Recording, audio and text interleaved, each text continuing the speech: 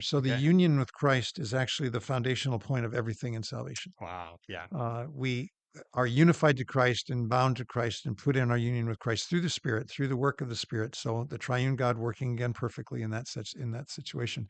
But all of the benefits that we have from salvation, our justification, our regeneration, our reconciliation, adoption, all of these things are there because we are in Christ. Wow.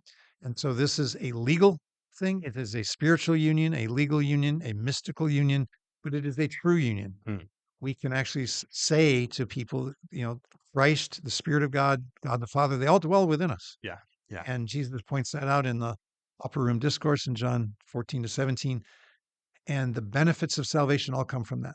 So, Wow. what happened to Christ, according to Ephesians 2, when he died, we died. When Mhm. he rose from the dead, we rose from the dead. When he is seated in the heavens, we are seated in the heavens. Wow. His history becomes our history. His identity becomes our identity.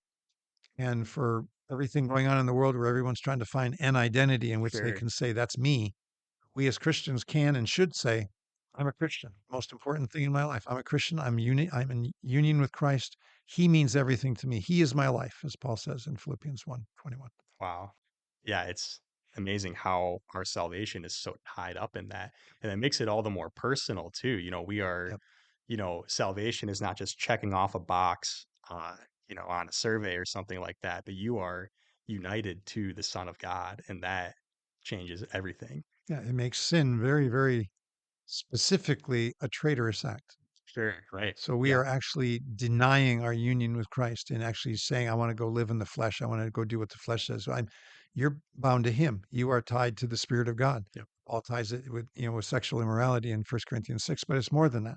Right. It's everything involved in that. So there's a concept of representation. There's a concept of power, empowerment that comes from that. There's everything that Hmm. comes from that. So union with Christ means everything to us. Wow.